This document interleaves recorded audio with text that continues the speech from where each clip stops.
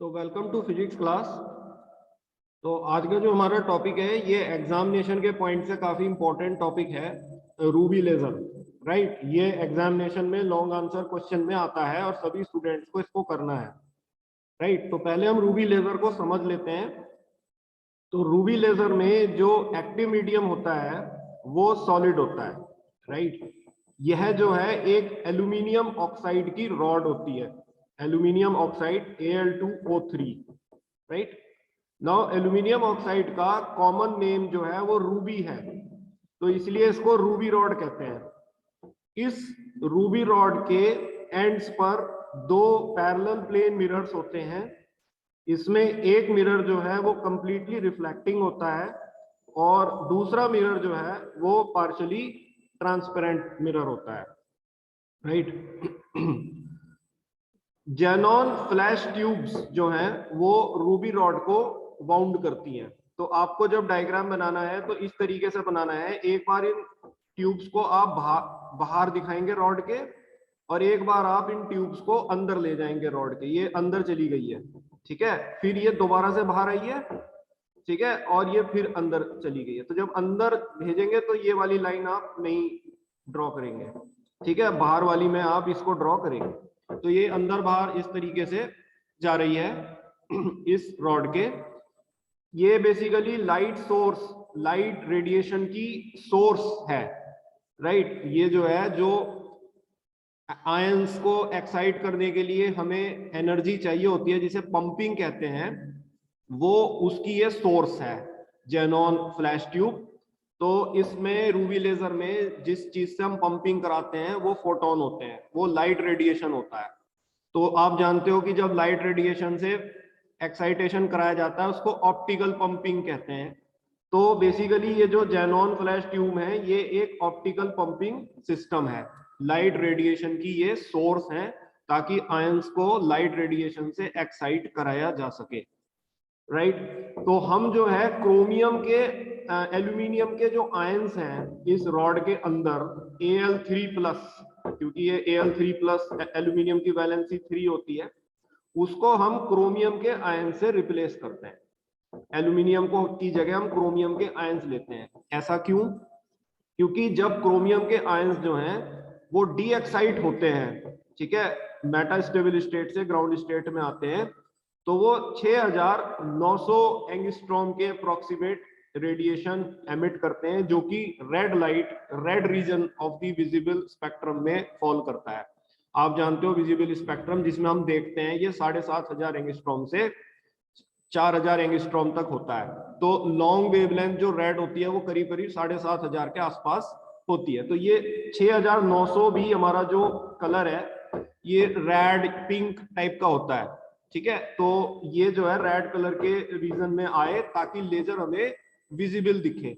अगर एल्यूमिनियम के आयंस हम लेते तो एल्यूमिनियम के आयन जब डी एक्साइट होते हैं तो वो लेजर को इनविजिबल रीजन में एमिट करते। इनविजिबल रीजन मतलब their wavelength would have been shorter than 4000 angstrom. So हम इनविजिबल रीजन की वजह से देख नहीं पाते लेजर को, ठीक है। तो केवल हमारा एम है कि लेजर को विजिबल करने के लिए हमने एल्यूमिनियम के आयंस को रूबी रॉड में क्रोमियम के आयन से रिप्लेस किया। तो लेजर जिस कारण से आ रहा है वो क्रोमियम आयंस के वजह से आता है, क्रोमियम आयंस की वजह से। क्लियर है? और रूबी लेजर जो है बेसिकली ये पल्स लेजर होता है, ये पल्स के फॉर्म में आता है। जैसे एक पल्स आ गई, ठीक है, उसके पहली पल्स आई तो थोड़ा ब्रेक आया, फिर दूसरी पल्स आई, फिर ब्रेक आया, फिर तीसरी पल्स, फिर ब्रेक, फिर चौथी पल्स, इस तरह से आता है। Continuously as a light beam ये नहीं आती, वो मैं अभी आपको इसका कारण बताऊंगा कि ये पल्स लेजर क्यों है। और इसकी जो वेवलेंथ होती है वो 6943 6943 एंगस्ट्रॉम होती है, जो कि बेसिकली रेड कलर का ये रेडिएशन होता है, ठीक है। तो ये रूबी लेजर का आपको पहले वर्किंग डायग्राम समझना है। तो जो लोग लेट ज्वाइनिंग है उनके लिए मैं एक बार फिर से रिपीट कर रहा हूं। रूबी लेजर में जो एक्टिव मीडियम होता है, एक्टिव मीडियम आप समझ रहे हैं जिसमें लेजर बनता है, वो सॉलिड स्टेट में होता है। यह जो है एक एल्यूमिनियम ऑक्साइड की रॉड होती है, क्योंकि एल्यूमिनियम ऑक्साइड का कॉमन नेम रूबी है, इसलिए इस रॉड को रूबी रॉड कहते हैं। इस रूबी रॉड के दोनों एंड्स पर दो पैरेलल प्लेन मिरर्स होते हैं। इसमें से एक मिरर जो है वो कंप्लीटली रिफ्लेक्टिंग होता है और दूसरा मिरर जो है वो पार्शियली ट्रांसपेरेंट मिरर होता है।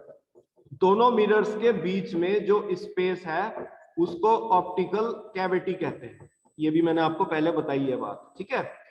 रूबी रॉड को जेनॉन फ्लैश ट्यूब जो है वो वाउंड करती हैं। तो एक बार आप इस ट्यूब को बाहर दिखाओगे, एक बार आप इसे अंदर ले जाओगे, फिर आप बाहर दिखाओगे, फिर आप अंदर ले जाओगे, इस तरह से ये वाउंड करती है। तो एक्चुअल में ये जो फ्लैश ट्यूब्स हैं, जेनॉन फ्लैश ट्यूब, ये लाइट रेडिएशन की सोर्स हैं। इनसे 5500 एंगस्ट्रॉम का लाइट रेडिएशन एमिट होता है और इनका एम है कि जो आयंस हैं वो लाइट रेडिएशन को एब्जॉर्ब करके एक्साइटेड स्टेट में जाते हैं, जिसको पंपिंग कहते हैं, राइट। तो आप जानते हैं कि जब लाइट रेडिएशन के एब्जॉर्प्शन से एटम या आयन या मॉलिक्यूल जो भी है एक्साइट होता है, उसको ऑप्टिकल पंपिंग कहते हैं। तो रूबी लेजर में क्योंकि एक्साइटेशन लाइट रेडिएशन से हो रहा है, इसलिए रूबी लेजर में ऑप्टिकल पंपिंग का इस्तेमाल हो रहा है।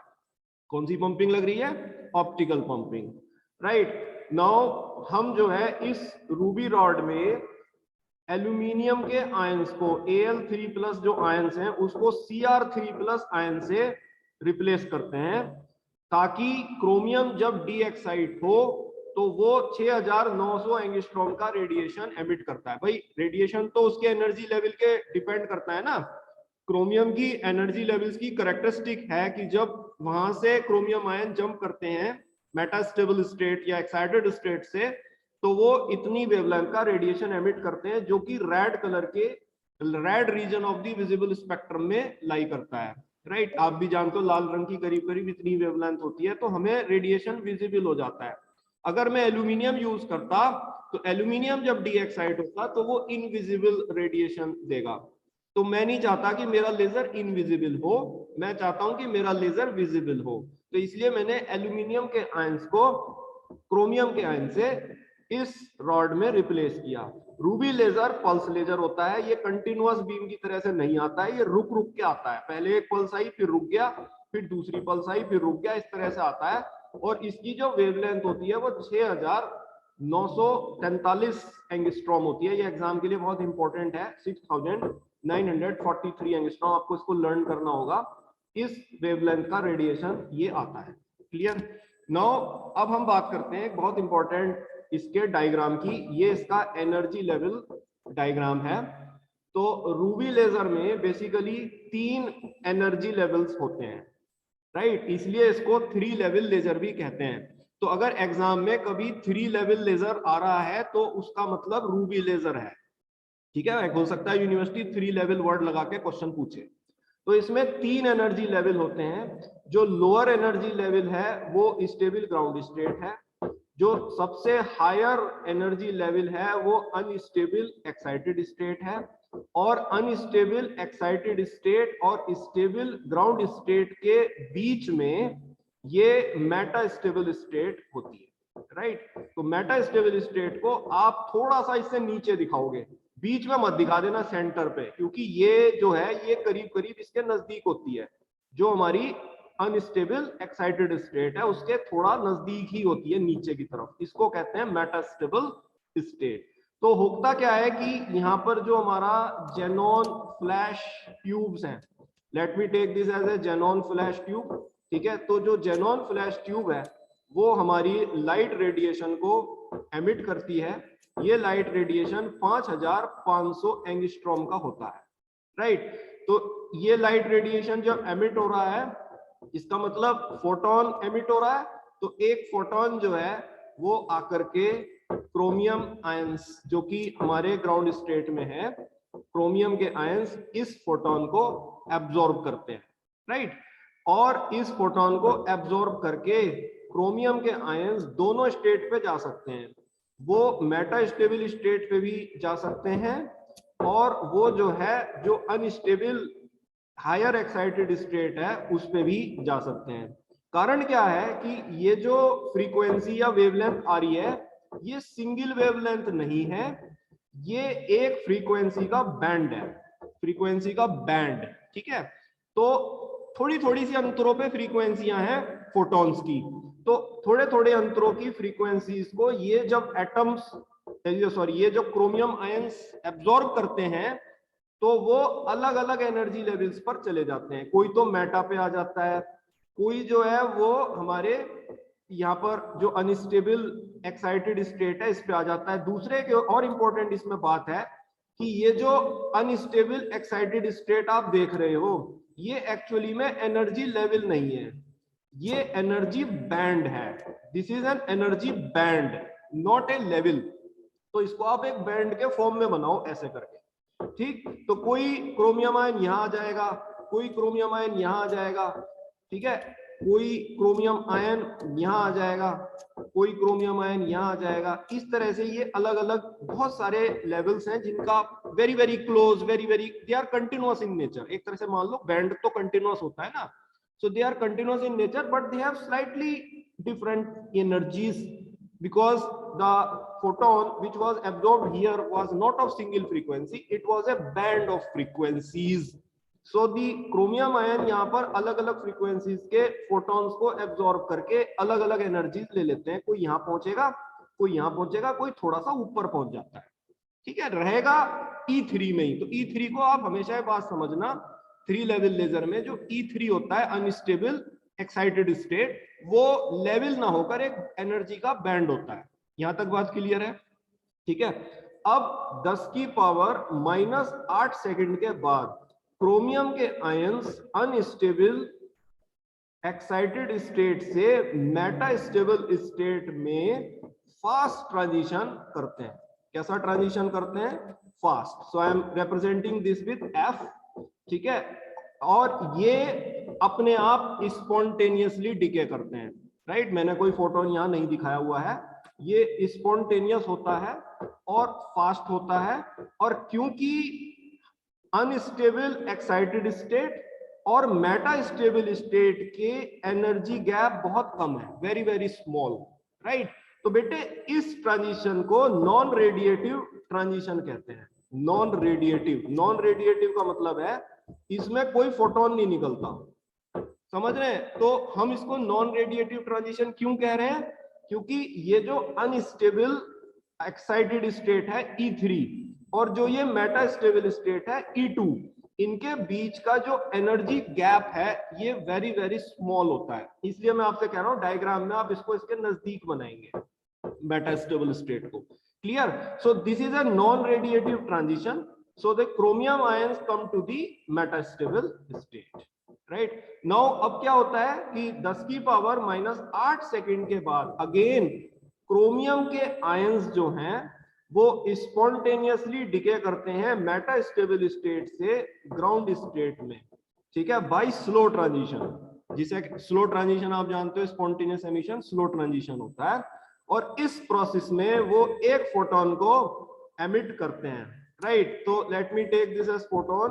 तो इसकी मैं एनर्जी ले रहा हूं h nu dash, h nu ना लेके h न्यू डैश, क्योंकि h न्यू तो E3 तक पहुंचने की एनर्जी थी, ठीक है। सो ये h न्यू डैश एनर्जी का फोटोन एमिट होगा। इसकी एनर्जी मेटा स्टेबल स्टेट और ग्राउंड स्टेट के एनर्जी डिफरेंस के इक्वल होगी। यह फोटोन रैंडम डायरेक्शन में जाएगा एज इनकोहेरेंट लाइट, राइट। एक और इसमें इंपॉर्टेंट बात है कि E3 से E1 कभी भी क्रोमियम आयन डायरेक्टली जंप नहीं करता है।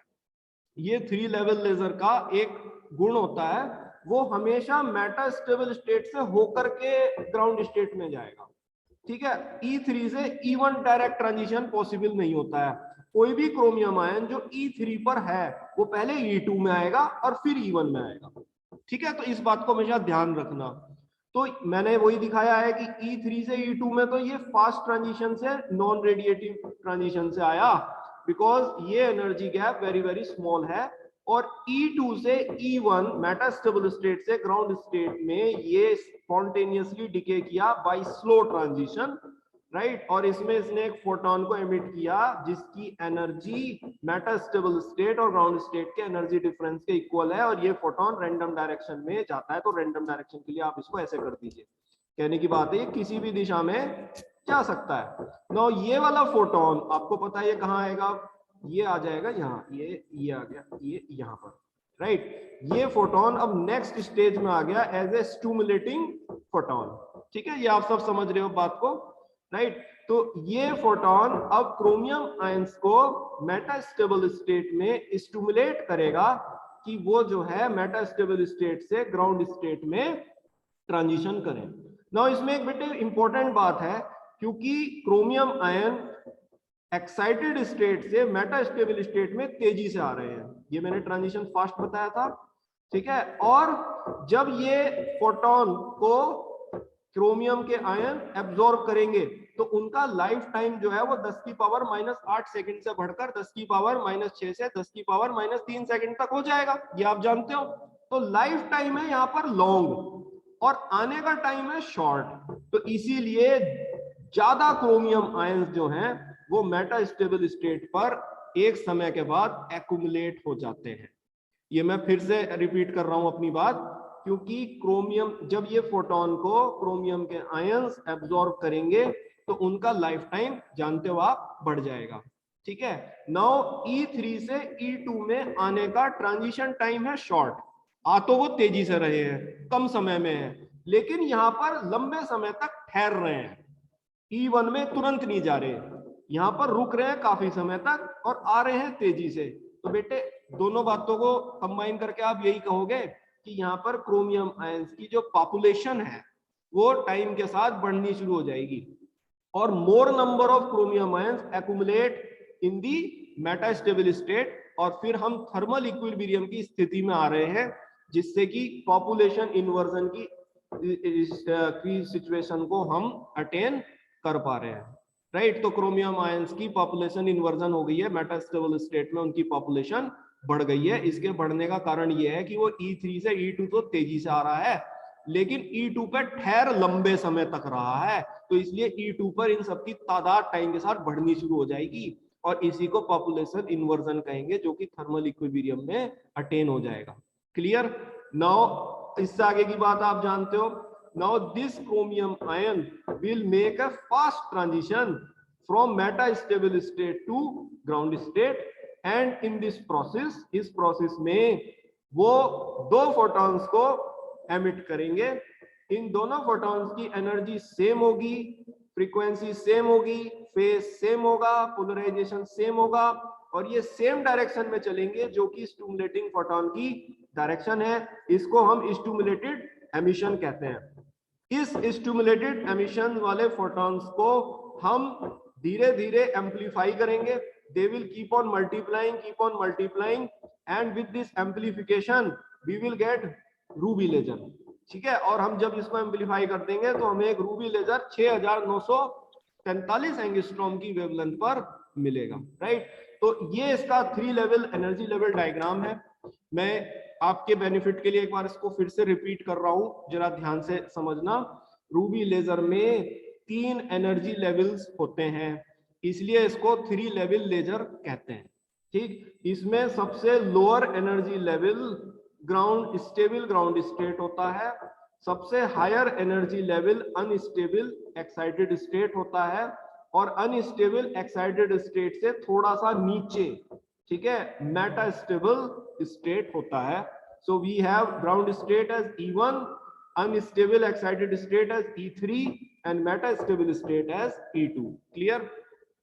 जेनॉन फ्लैश ट्यूब्स, आप इसको XF लिख सकते हो, राइट। ये जो मैंने आपको पिछले डायग्राम में दिखाई थी, जेनॉन फ्लैश ट्यूब जो है 5500 एंगस्ट्रॉम के लाइट रेडिएशन को एमिट करती हैं। तो लाइट रेडिएशन के एमिट होने से फोटोन एमिट हो रहा है, क्रोमियम के आयंस ग्राउंड स्टेट में इस फोटोन को एब्जॉर्ब करके मेटास्टेबल स्टेट में और अनस्टेबल एक्साइटेड स्टेट में एक्साइट हो जाते हैं। दोनों पॉसिबिलिटी है, वो E1 से E2 भी जा सकता है और वो E1 से E3 भी जा सकता है, क्योंकि एक्चुअली में ये जो फोटोन है, आप लिख तो इसको H न्यू रहे हो, लेकिन ये सिंगल फ्रीक्वेंसी नहीं होती है, ये एक बैंड ऑफ फ्रीक्वेंसीज है जो कि एक्चुअल में आ रही है, ठीक है। तो अलग अलग फ्रीक्वेंसीज के फोटॉन्स को क्रोमियम के आयंस एब्जॉर्ब करके अलग अलग एनर्जी लेवलों पर एक्साइट हो जाते हैं। कोई मेटा स्टेबल पे चला जाता है तो कोई E3 पे चला जाता है अनस्टेबल एक्साइटेड स्टेट में। दूसरे इंपॉर्टेंट बात यह है कि ये जो अनस्टेबल एक्साइटेड स्टेट है ये एनर्जी लेवल ना होकर एक्चुअल में एनर्जी बैंड है, ठीक है। तो कोई क्रोमियम आयन यहाँ आता है, कोई क्रोमियम आयन यहाँ, कोई क्रोमियम आयन यहाँ, डिपेंडिंग की उनकी एनर्जी कितनी है, उन्होंने कितनी फ्रीक्वेंसी के फोटोन को यहाँ पर एब्जॉर्ब किया था। क्लियर है बात? 9 × 10⁻⁸ सेकंड के बाद क्रोमियम के आयन अनस्टेबल एक्साइटेड स्टेट से मेटास्टेबल स्टेट में फास्ट डिके करते हैं बाय नॉन रेडिएटिव ट्रांजिशन। इसमें कोई रेडिएशन एमिट नहीं होता है क्योंकि ये जो अनस्टेबल एक्साइटेड स्टेट और मेटास्टेबल स्टेट का जो एनर्जी गैप है this is very very small.